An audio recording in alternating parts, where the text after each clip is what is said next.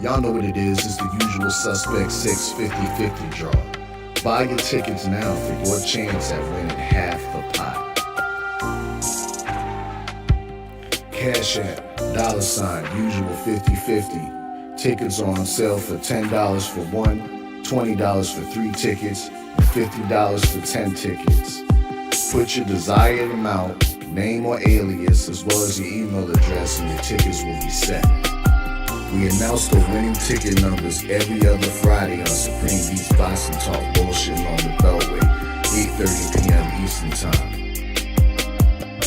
Remaining proceeds will go directly to the LDBC meet and greet in Las Vegas. Shout out to the LDBC, and remember, it's a usual suspect day.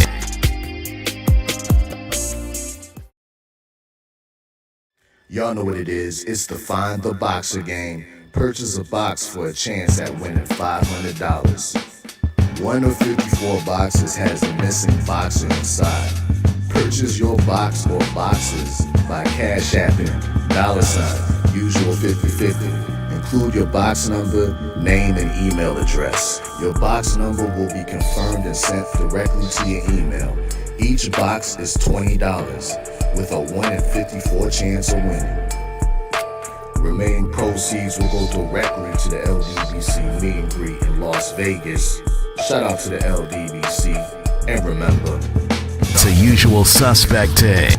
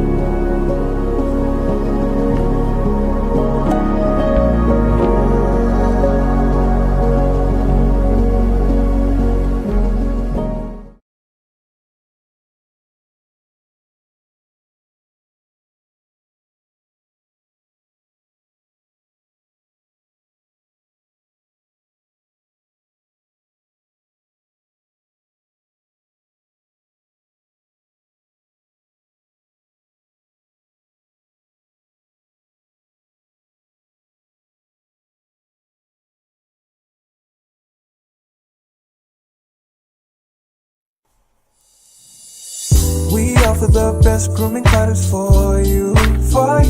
Dress all natural and handcrafted too. We wanna help be your swagger, style, class, and luxury. We make our products tailor-made for you with high quality. Yeah. So get in style with the black, yeah. Grooming company, to give you swagger, style, class, and luxury. In luxury, yeah. Black, gentleman, black, yeah. Company, give you swagger, style, class, and luxury. In luxury, yeah. Located at www.theblackgent.com.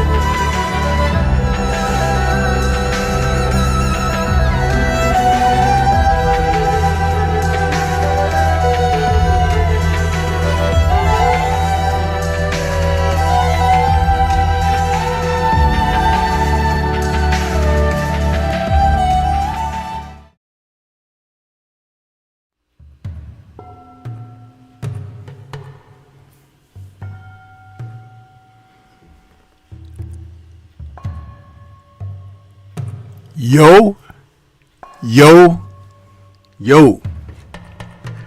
What's good? What's good? It's Stormy B-Man, and I am back, welcoming you to Kung Fu Film Focus for this Friday, July 25th, 2025. Tonight, we're going to review a film that can be noted as a basher from 1973. 1973 was a very poignant moment in the history of the Kung Fu film genre. This film, if you were old enough to remember it,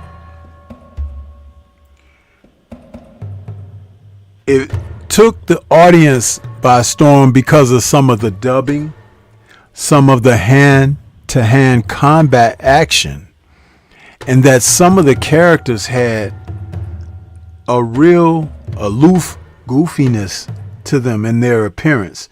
Not the star, but there were those who were in this film that kind of made an impact, an impression.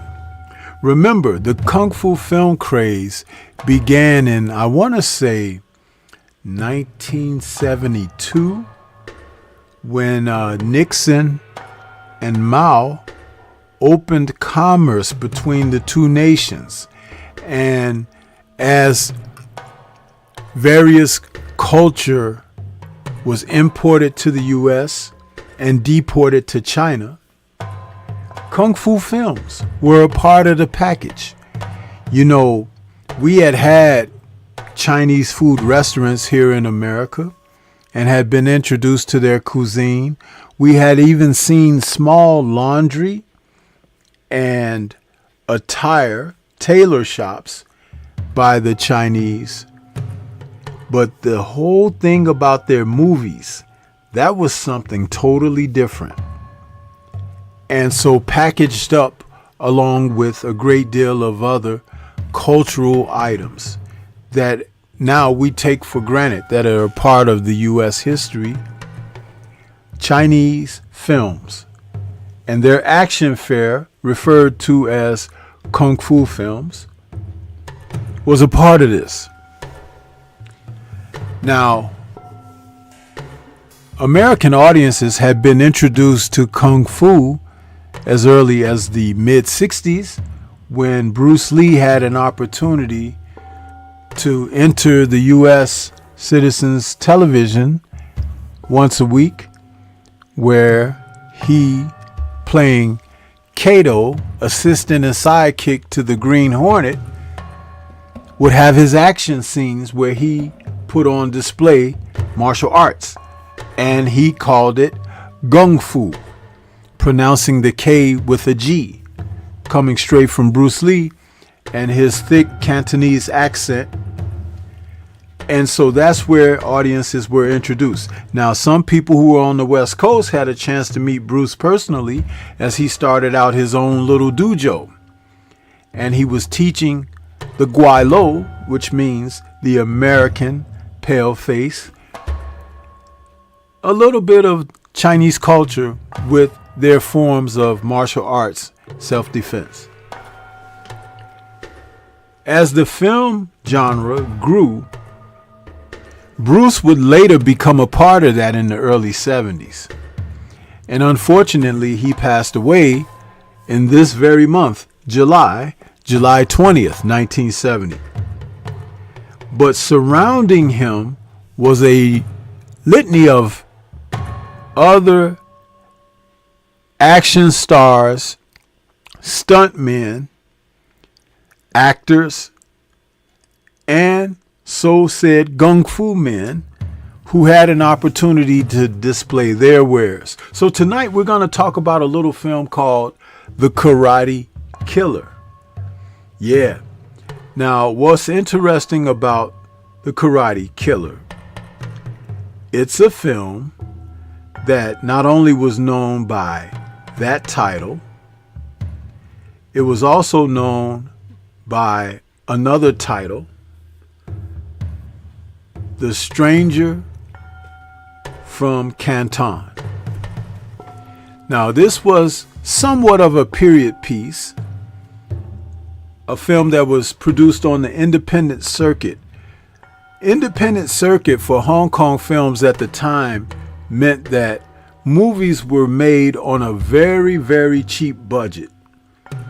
They were usually shot within a few weeks and rolled out to the theaters, mostly owned by Run Run Shaw and Shaw Brothers throughout the province of Hong Kong and China. Even some of the Chinese theaters that were in Chinatowns in the US, in the major cities, those theaters were owned by Shaw Brothers. So Mr. Shaw had a total monopoly on the films that were played from Hong Kong, globally as well as in the United States. Let me take a moment out here to acknowledge one of the brothers with a Cash App donation here. We got EJ in the building with a Cash App donation. We appreciate you very much. Thank you so much. Yeah, I saw it, but I was trying to get my opening monologue in. You know, the Stormy B man likes to try to lay the groundwork for what we doing around here. You know what I mean? Because we don't take nothing for granted, man. We don't take nothing for granted. Cash App doesn't want to open at this moment. What's up with that? Sometimes it does that to me. I don't know why. Let's see here. Cash App.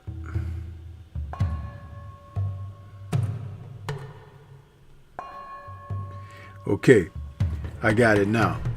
From my brother EJ says, supporting my sensei, phenomenal content. Thank you so much, brother. Thank you for your support. And you're one of the strongest supporters to the channel. Like to acknowledge that. It's just that sometimes I have to remember where I stopped with what I was saying. The Stranger from Canton was produced and released in 1973. When it was imported to the United States, it was retitled The Karate Killer because of the martial art film craze. I don't have a release date in the States, but I do have some information on, let me see here.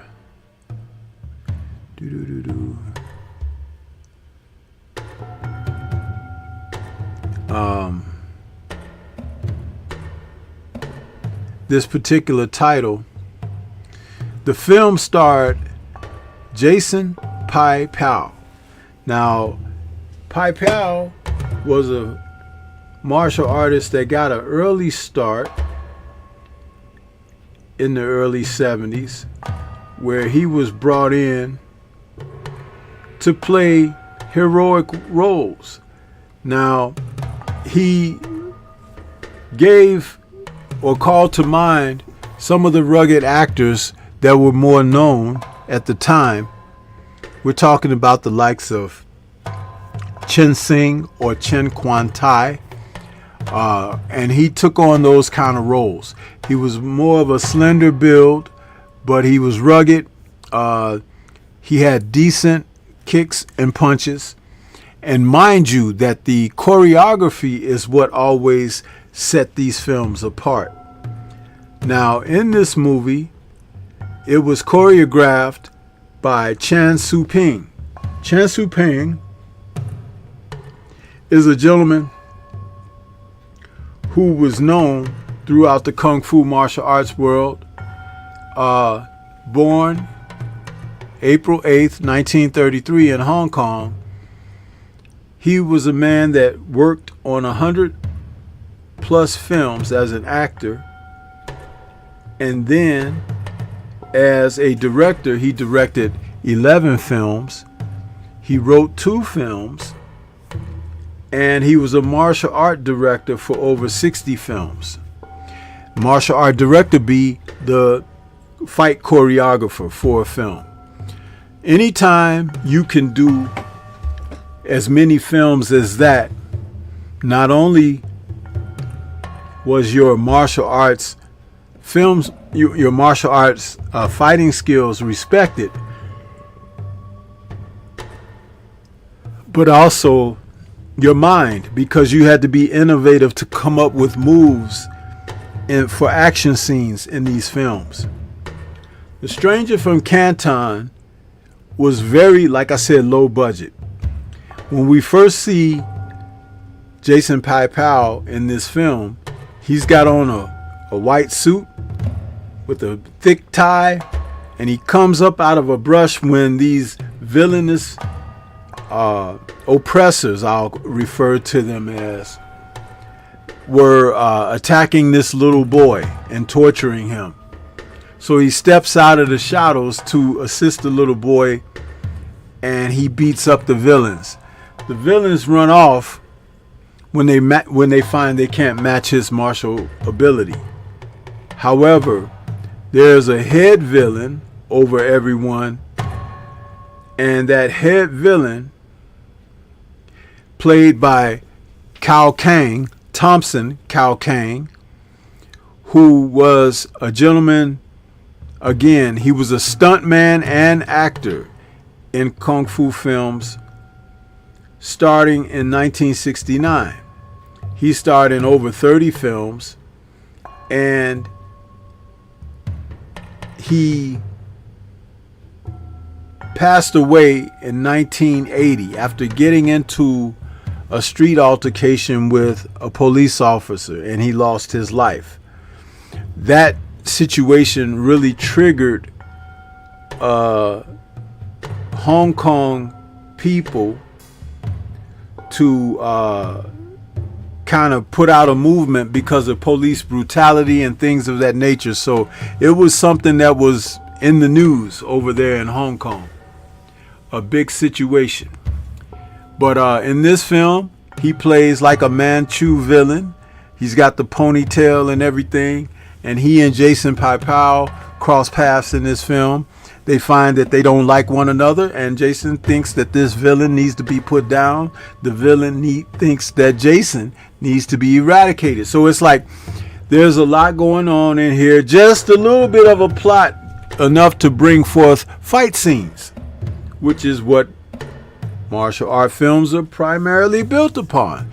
The better story you have, the more fulfillment an audience can have in their experience. But remember, this was 1973. So to see people punching, kicking, jumping 30 feet in the air, the ridiculous sound effects on these films is what drew audiences in.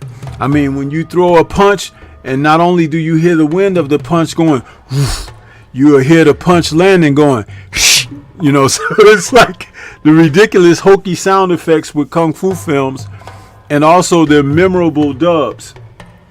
The Chinese would find ways to use American swear words instead of using lines of dialogue, and in the early 70s, that went very well because audiences would sit and roar with laughter in the theater as they would scream out expletives and throwing down with their fighting abilities and everything. And then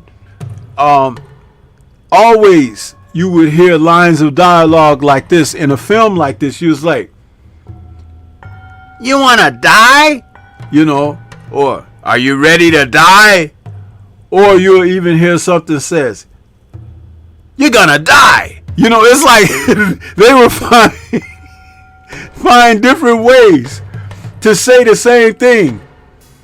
And the dub crew was always the same 6 people dubbing these films.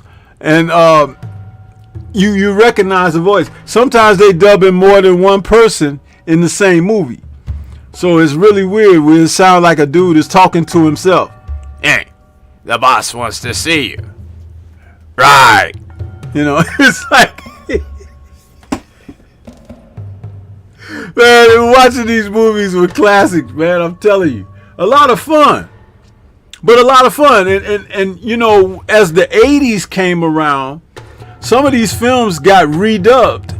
And people didn't like the redubs. It was like, man, what happened to the I remember the scene when he called him a GDSOB. You know what I mean? And now he's saying, you bastard. You know what I'm saying? It's like, come on. But that's what it was all about, man. Rounding out the cast for this film, the only female lead in the film, but she wasn't the only female in the film, was Nancy Sitkayen. Now, she is recognizable. She has been in a ton of films in Hong Kong. Golden Harvest Studio had her playing in one of their films. She played in Angela Mao's, I think it was Lady Whirlwind, if I'm not mistaken. Let me see here. I'm looking through her filmography.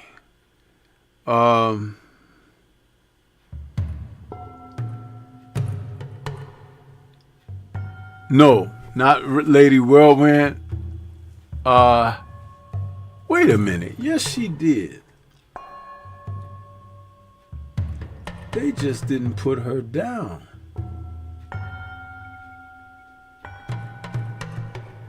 But she's in Hapkido. Yeah, she's in Hapkido. And she played in 99 films, believe it or not, from 1960 through 2018. She directed one film in her career, and she sang in one film. So she was known as an actress. She didn't do much fighting, but she was like one of those little, they call her the Chinese beauty or whatever, that would, be rescued by the heroes, or the heroes would look to take her out of a situation to better her life or something like that. But she didn't do fight scenes. But she was very popular in the early 70s.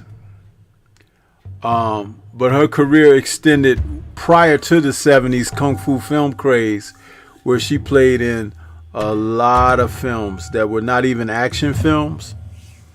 But the action films that we could remember her in: Hapkido from 1972, Stranger from Canton, which is the film we're talking on this evening, The Awakened Punch from 1973, Action Taekwondo, The Dragon Strikes, and there was one more that she did.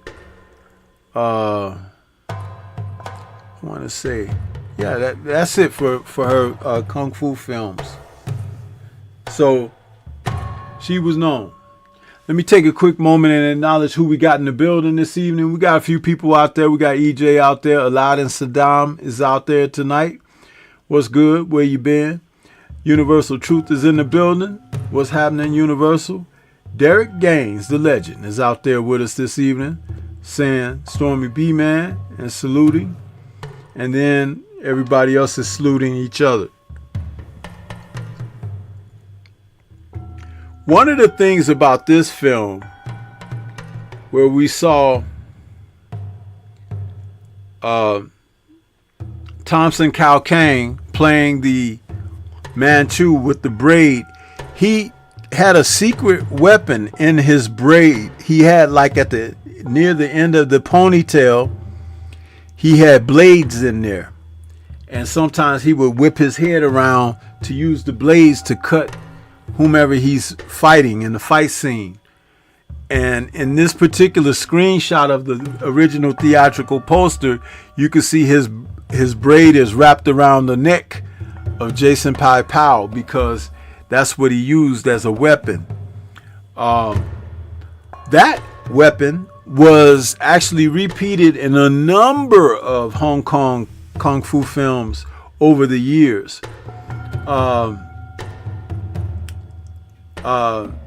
John Woo, who directed a film in the early 70s, and there was I'm trying to think of the name of the film now. Give me a moment, because I have to look John Woo's filmography up.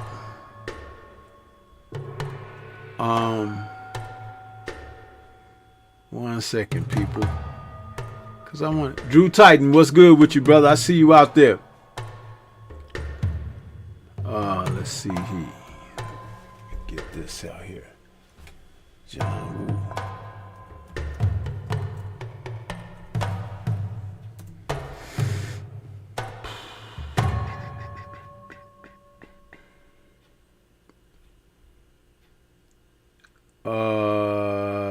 What's the name of that doggone movie?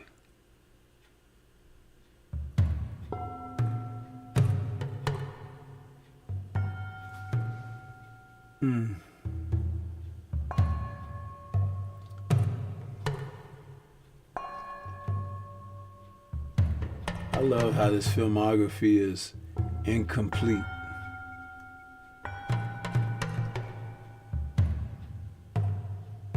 You gotta be kidding me. They didn't even put that film in there. Okay. Let me go to this other film.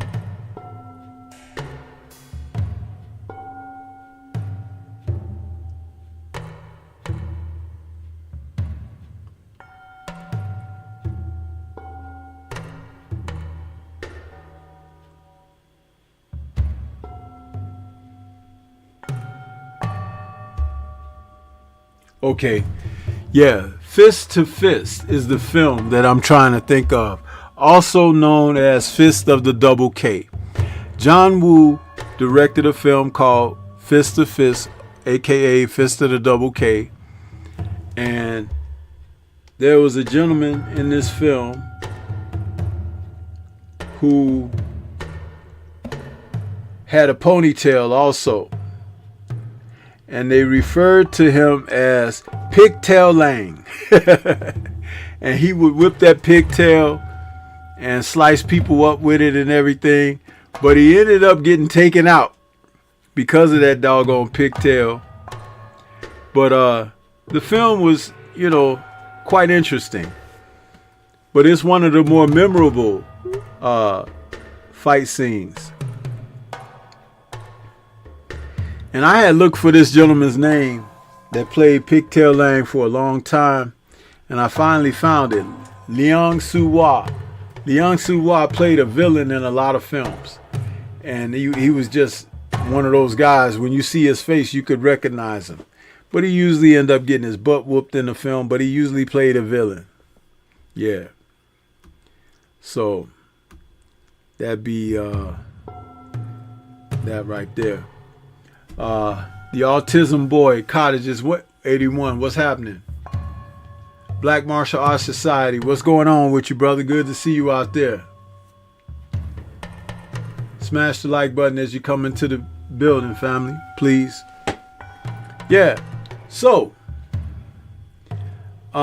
in this film,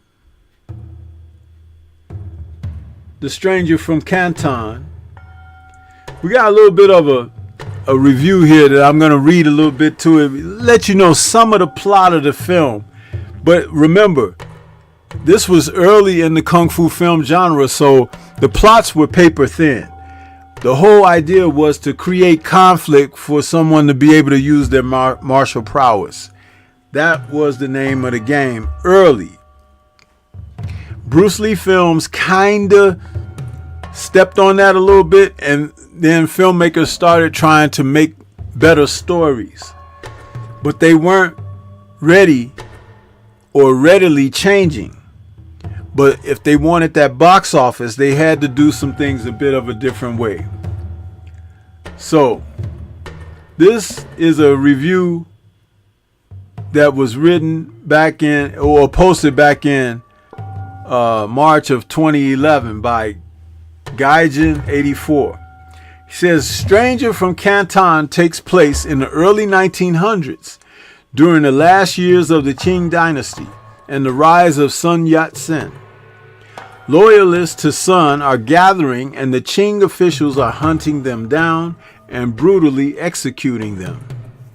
Jin Fong, played by Jason Paipao, arrives from the U.S. and is surprised at the injustices that he sees. He's later framed by the henchmen of Qing Lord Cao Kang for murder, but joins forces with other local martial arts master Wang Yi, played by Tony Liao, to take down the Qing officials. Unfortunately, Stranger from Canton falls into the overflowing bucket of mediocre bashers from the early 70s. The choreography is quite substandard, as it seems to be a trend for early Chan Su Pang efforts. Severe undercranking is present. A lot of the fights and the extremely choppy editing destroys the flow even more. The movie is filled with every bad kung fu stereotype imaginable. Kung fu students running around in karate gis, ridiculous sound effects, zooming in on actors' faces repeatedly, inappropriate and over-the-top laughing by villains, and even Bruce Lee mannerisms from Pai Pao. Throw in the seemingly ever-present, sexually creepy Japanese samurai for hire, and you hit everything on the list. The only interesting plot is Thompson Cow using his cue as a weapon. The cue is his ponytail that can strangle or cut opponents. I'm not quite sure how that's supposed to work, but at least it's somewhat imaginative. On a side note, neither the Crash Cinema DVD covers feature actors or scenes from the film, especially the one showing Gordon Liu and Lo Li in battle from Clan of the White Lotus. Shameful. The transfer of the Crash Cinema version is also terrible, with the first 15 minutes of the movie being set at night and therefore nearly unwatchable because of contrast problems. It's probably best to avoid this movie altogether. I disagree with avoiding the film. See, because when you watch films like this, you begin to understand how the martial art film elevated. You see, because they all started out quite poor, all of them. But as time went on, the films got better. The filmmakers got better. The choreography got better. And the next thing you know, we had people like Gordon Liu, Jackie Chan, Alexander Liu, and Alexander Lo Ray, John Liu, Don Wong Tao, Chen Kwa Tai, Chi Kwa Chun, Alexander Fuxing, and others. You see, the quality of the film got better and better. Now, remember, Shaw Brothers was the standard, but even them, they had to improve their quality. They always had the costumes and wonderful sets, but sometimes the action was poor, other times it was moderate. But once they got the likes of Pops, which is Lu Chao Yang, doing choreography for their films, because he was a real martial arts practitioner and he had come from the Hung school of Kung Fu. And once he started incorporating his ideas into choreography, cinema took off big time. Yeah. So Drew was saying he hadn't seen this film in so long. Yeah, it's also known as Karate Killer. And it's just kind of weird, man. This is one of those old films you would sit in the theater watching, eating your popcorn and just laughing to death or whatever and waiting for the next fight scene. This film was never going to win any awards, but it was action to the core. And if you really love martial art films, kung fu films, a movie like this should always be a part of that, especially if you're old enough to have come up in that era during that first wave of kung fu films in the US, what they call the original kung fu film boom, because that's what it was all about, man. Big time. Big time. Does anybody out there have any questions for me about this film? Because you can pick it up on DVD. All you gotta do is Google the title under DVD, and you should be able to find it for just a couple of dollars on Amazon or some of the websites, eBay, whatever, that sell martial art films. You should be able to find it quite easily.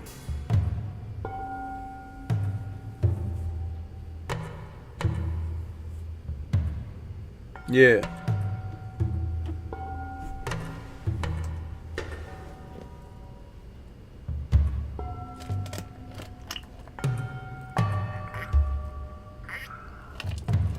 Eric Jordan says, "Oh damn, don't watch the film." No, I would never tell you don't watch the film, Eric. Why you think I'm doing the review on it? Because it's a piece of history, man. And films like this is what played during the early 70s, man, when we used to scrape our $1.25, $1.50 to go to the movies, man. 3 films for that price. We get there when the theater opened at 8:45 a.m. A lot of times there were 2 to 3 films playing, usually 2 kung fu films. You got really lucky on certain weekends when they had 3 kung fu films playing. But we'd go there, watch these movies, and man, come out at 9 o'clock at night or something on the way home, punching and kicking and trying to repeat all the moves that we saw on the big screen. It was a great time growing up, man. That's right, Drew Titan. Back then, you could stay all day in the damn movie theater. I still remember the movie poster for The Chinese Mac, starring Chen Hua Man. And that came out shortly after Bruce Lee passed away, so they were trying to model him like Bruce Lee, and they called him Bruce Chan for a couple of his films, and Bruce Law and a couple of others. It was really kind of crazy, man. But once Bruce Lee passed away, all the films started being called Bruce, Dragon, Lee, all of a form of it, or you have Game, Enter, Fist, all of those titles, Fury. They were trying to draw audiences in, especially to what may have been popular already. It was something else, man. The 70s, there was nothing like it, man. I know some of you weren't born yet. That's okay. But that's why someone like myself is here to tell you about the experience, because back then, man, and you know, when I was young, I didn't like the comedy kung fu films. I hated those. I liked the serious movies. But the comedy films, as I've gotten older, I love them, man. It's like, it's a damn good time, because the comedy, as an adult now, I really understand the comedy much better. And maybe as a child, because I was a child when this kung fu film boom started, you know, I didn't catch the humor. I thought a lot of stuff was silly, you know, but this was, you know, a time for transition. Derek Gaines says, I remember going to see Shogun Assassin. Yep. Drew is asking, can you cover the spoof movie They Call Me Bruce? Yeah, I could cover that one, Drew. But before I do that one, I'm going to do one that was called A Fistful of Yen. And that was a part of a bigger film. It was included. You know how they had these movies, they're spoofs of other stuff? Yeah, well, A Fistful of Yen was a film that was a spoof of Enter the Dragon, starring Evan Kim as Bruce Lee. And that film was hilarious, man. There's this wonderful recreated scene where, you know, Bruce is fighting Han's men in the cave, right? And at the beginning of Enter the Dragon, when the British agent comes to talk to Bruce and ask him to go to Han's Island, And Bruce is basically kind of rejecting it, like, you know, you don't need me. Why don't you get some guns and go in there and roll up on Han, right? Well, in Fistful of Yin, when the British agent is asking the lead character, will you help us out with this situation? We want you to go over there and go in there for us and everything. He's like, man, are you crazy? I'm not going in there. And then the British agent says, well, there will be actually, you know, hundreds of martial arts men that you can kill. And then they show her boy's face and his eyebrows go up with that Bruce Lee look on his face. It's like he wants to go in there and just kill people. So that's what that was all about, man. It's hilarious. It was something that was really funny at the time. I enjoyed it, man. Kentucky Fried Movie with Fistful of Yin in there. And then when he was in that basement fighting those men from Han's island, he's like beating up all these guys and they keep coming, right? Just like in Enter the Dragon, they kept coming, attacking Bruce. And he's beating them up. It's so many of them, though, that as he's beating them up, the bodies are starting to pile up on the floor. So it's like he got to stand on top of the bodies to face the ones that's still coming. He's like, wow, wow, wow. He's beating all these guys up, but the bodies are mounting and mounting. Hey, Drew, if you ain't ever seen that Kentucky Fried Movie, it might be on YouTube now because it's a part of a Kentucky Fried Movie, A Fistful of Yin. Dude, that is hilarious. It is so hilarious.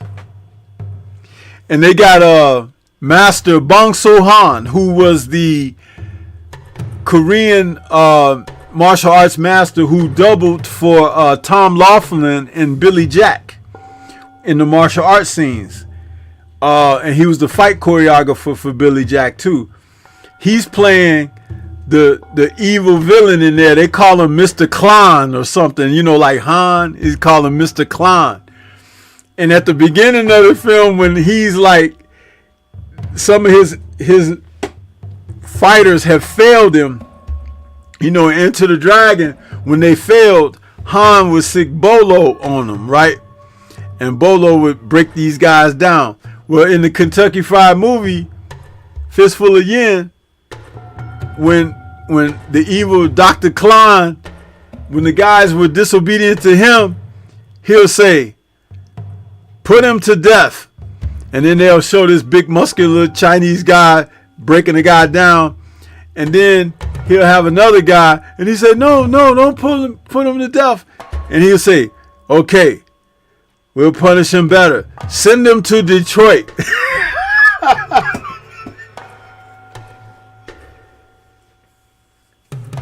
And back then in the early 70s, man, Detroit had a real bad reputation. You think it's bad now? No. In the early 70s, man, nobody wanted to go to Detroit, man.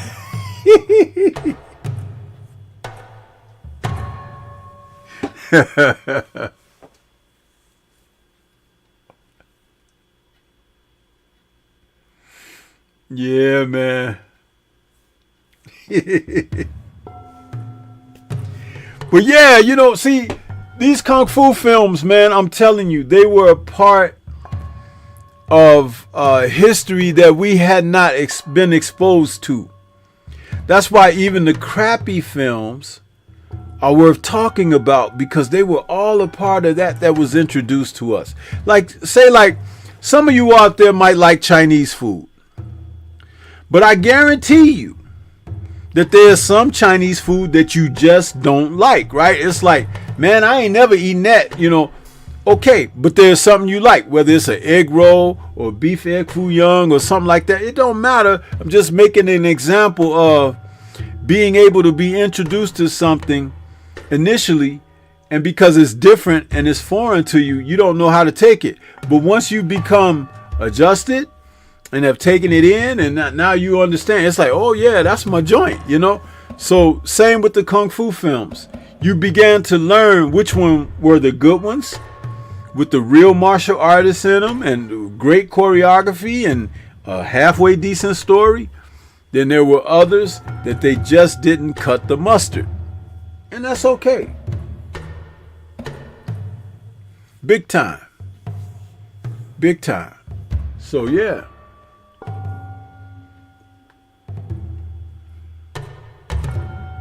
Derek Gaines is asking, was Kung Fu Hustle a spoof movie? You know what? It was a comedy. But not necessarily a spoof, because Stephen Chow, who was the producer of that film and director and everything, he understood what made audiences laugh, and he would sprinkle elements of things of their culture in that movie. Like there's a great scene where the landlord lady, you know, she's running that little villa where everybody's at, and you know, she kicked people butt, including her husband, played by Yuen Wah, who doubled for Bruce Lee in the films for acrobatic scenes. Well, the landlady is Yuen Key. Yuen Key played in James Bond movie. What was it? The one where James Bond went to Japan or something. She's in that film. She was like 18 years old back then. And she played in some Kung Fu films in the early 70s. So Yuen Key has been around a long time. But when she was in Kung Fu Hustle, I was surprised to see her, because Yuen Key has got to be in her late 70s now. But in Kung Fu Hustle, they had her with the rollers in her hair and stuff, and she was doing the Bruce Lee thing. Like she's been around a long time, but she's great. She's great, yeah. Derek Gaines, the legend, says, I remember her. Really? Yeah, man. Yeah. See, Stormy know his Kung Fu, man. You know what I mean? I know my Kung Fu.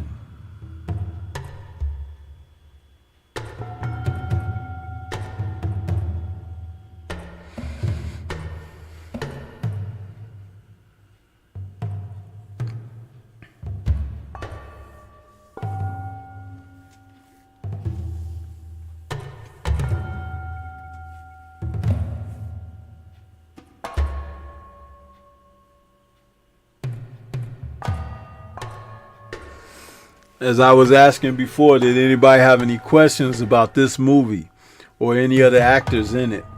Jason Pai-Pao had a great career in the early 70s that saw him playing in films like this. He signed a contract in 1975 with Hong Kong's television station CTV. Following CTV's demise in 78, he starred in a series for other stations and made a return to Shaw Brothers from 1979 until the mid-80s. He was one of the studio's busiest action stars, with as many as 5 releases annually. Yeah.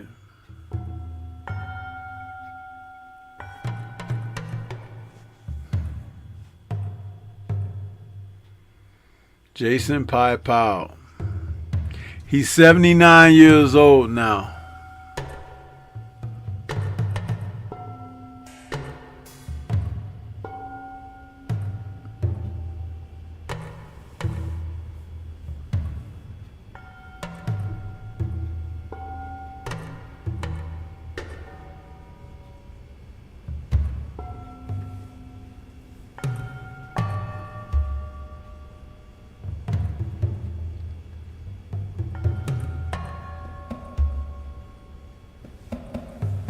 Yep. So, but this is what it is, you guys. You know, I talk about these kung fu movies, man, I try to give you a lot of background on it because, you know, it's easy to just say, oh, yeah, this movie, you know, had this fight scene, this actor and all that. But, you know, to be able to give you some of the background on some of these people and let you know that there's a great deal more that went on, you know. That's what I pride myself in, just trying to be, you know, extended with the presentation.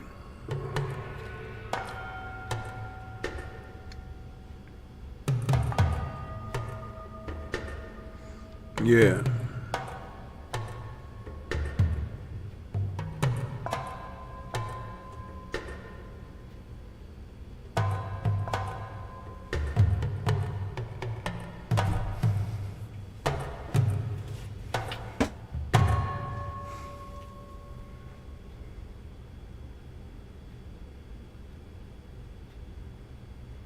Let me see here.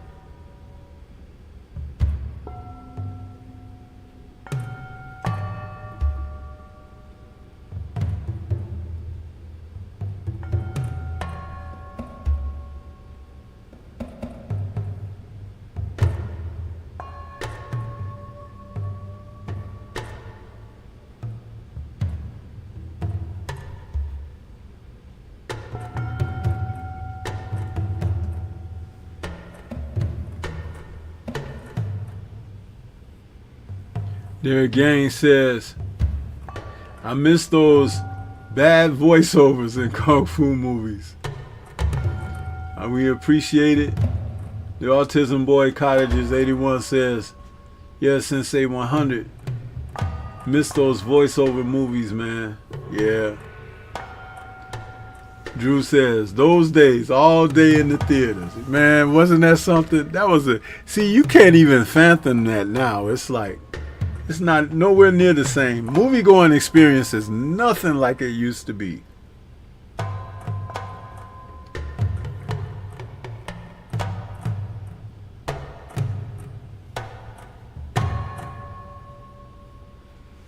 Well, Derek, you know, I do have my Kung Fu channel. I've shared the link to that channel, but for some reason I still can't go live on that channel. I'm gonna have to upload this to the channel, which it's a shame, but there's something I'm missing because I'm not doing this through StreamYard. When I go through StreamYard, I could upload, you know, I could dual stream, but from my OBS I can't dual stream. At least I don't know how. And if I get that down pat, then I'll be complete. But right now I've shared this to the page. But it's like, man, I just wish it would have gone live from over there, because I did try to go live from there, and it wasn't picking the signal up for whatever reason. Probably something I haven't done. I told you guys, I'm still learning how to do all of this, and with the help of people like Drew and a couple other brothers out there that helped me do some things, I'm much better than where I was. But I'm still hurting a little bit on how to get this done, because if I do this on StreamYard, I can't show you my graphics because I like these graphics here where I show you the original theatrical poster. I'm able to show you the images of the actors all set up around the poster and choreographers and stuff. That's the thing that I like about this OBS. I'm able to put my graphics together like that. You know, it's all original. That's why when them folks was trying to talk about me and you reuse content, I'm like, what? What? Where? You know, I'm designing all this stuff myself, man. All by myself.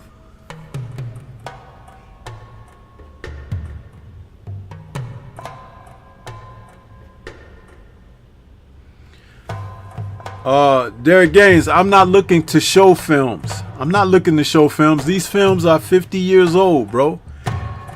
And you can go out and get them, or you can look at them on YouTube or whatever. My thing is, which is nobody else was doing, I'm reviewing these films. I'm providing history on these films and everything. If you want to see the films, go out there because they're available to you. You know what I mean? That's, understand, like, a man has to know what he's doing and with his reputation or whatever. I'm not here to show the content. I'm not. But I can point you into the direction to where to find it. And all the films that I talk about, I got in my film library. I have hundreds of Kung Fu films. Hundreds of them. But this is why, like you just heard me say about reuse content, I'm not using someone else's stuff. I don't even show the trailers anymore. I used to show trailers, but then they try to say, you know, so I stopped showing the trailers. I put together images and collages and things like that in an original manner for proper presentation. Yeah.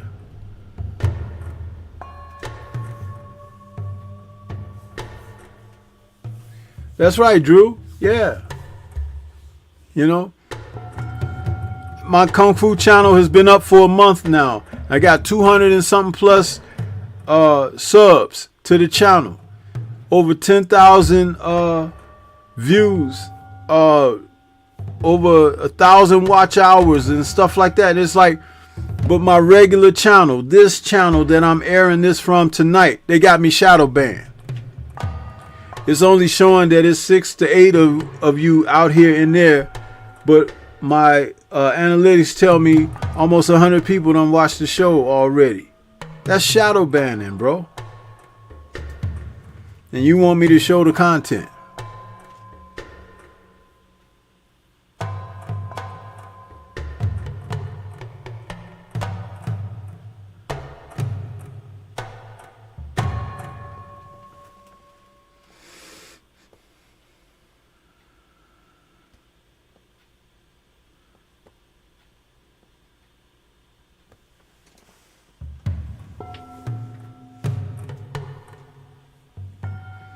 I can't hardly get half of y'all to hit the like button.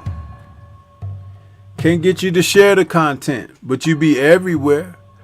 Cause I seen you. Wherever I'm at, I see you guys. But I don't get no notification. So-and-so shared your link or shared your show. I see who share my stuff. And it's the same people all the time. It's about 5 people who share my content. But it's way more than 5 that's viewed it tonight. You can bet your britches.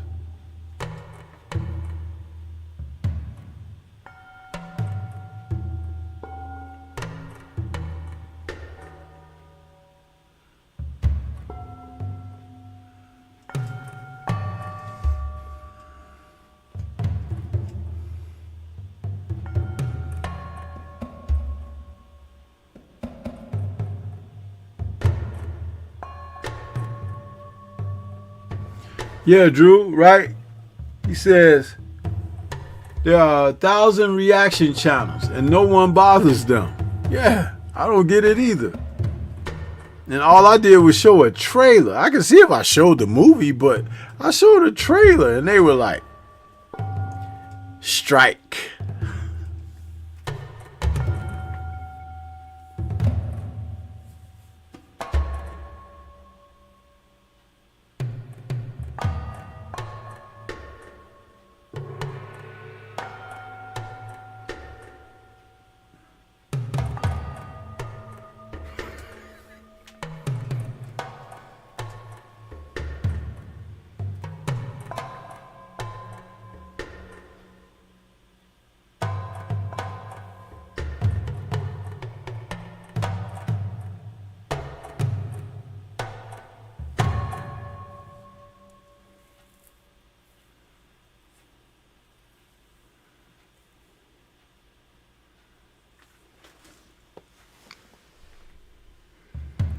Yep. Who else you know come on here and talk about these movies like this and give you background on the actors and directors and actresses, choreographers, you know, telling you how they live, how they died, and, you know, all this stuff. Who else is doing that? Yeah.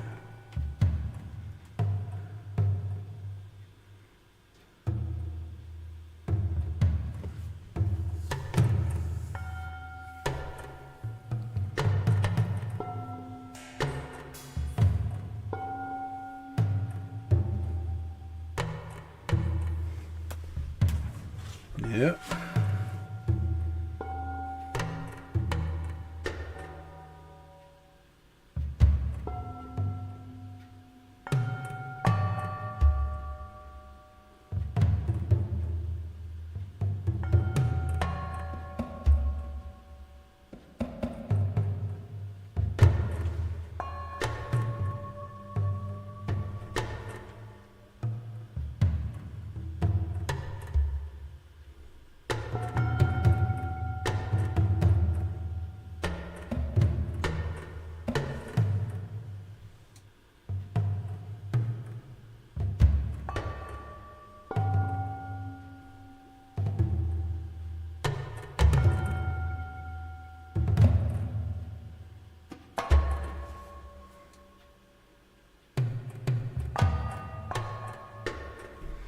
I'm gonna get ready to shut it down.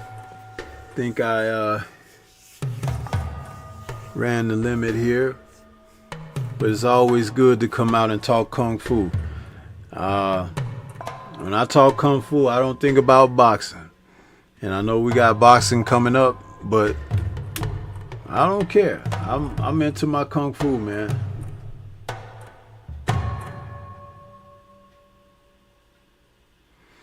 Yeah, that was one of those comics. That was what was his name? I forget the name of the movie, but that's that older Kirk guy playing like a Chinese guy, older Kirk.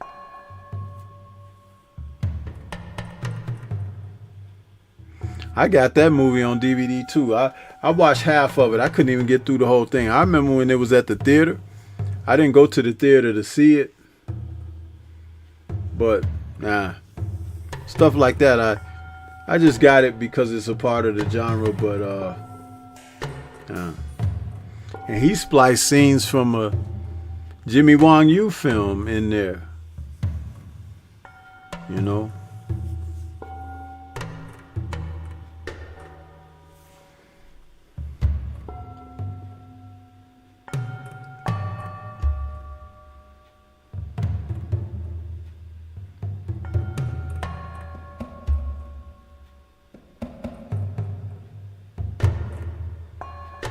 Let's hear from my man, the Focus Ball, huh? Focus.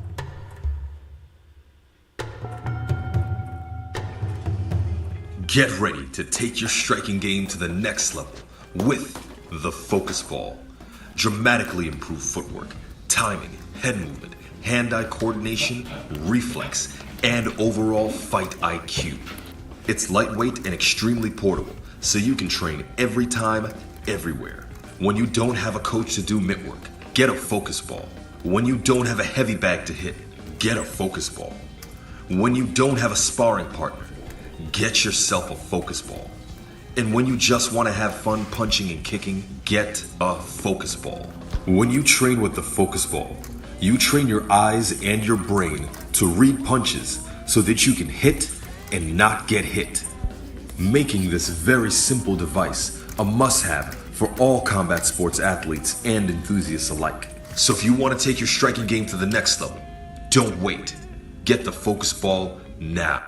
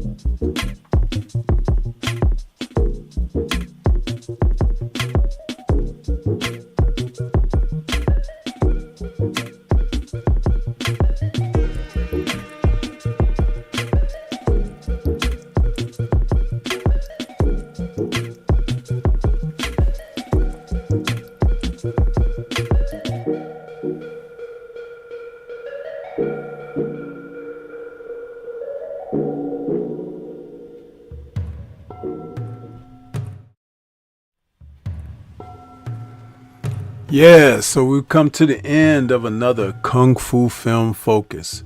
Now, though this didn't broadcast live on my Kung Fu channel, it will be uploaded to the Kung Fu channel for those who missed the live stream that are subscribers to that channel. I still will be importing this show over to the Kung Fu channel. And don't forget my third channel, which is a Stormy B Man's Temple of Culture and Entertainment. You know, I'm trying to branch out so I'll have a platform to speak about things that are not boxing and of boxing ilk. So I'm working, you guys, you know, just like I got last week's fights got on my nerves to the degree I said, you know what? I'll upload a few shows on this channel this week, and I'll do a live stream from this channel this week. And I'm good. I'm good. I'm in a great place psychologically, mentally, spiritually. That's the way it's supposed to be. I'm not going to sit up here and just be complaining that the boxers ain't got their stuff together. I can go on out there and talk about something else, because there is more that life has to offer than just the foolishness, huh? Remember that, people. Life is about choices. You feel me? So, with that being said, I'm going to get ready to get on out of here. Hope that you guys get a chance to enjoy the rest of your weekend. I want to say shout out to the mighty LDBC, and we'll catch you guys on the next one. Peace, everybody.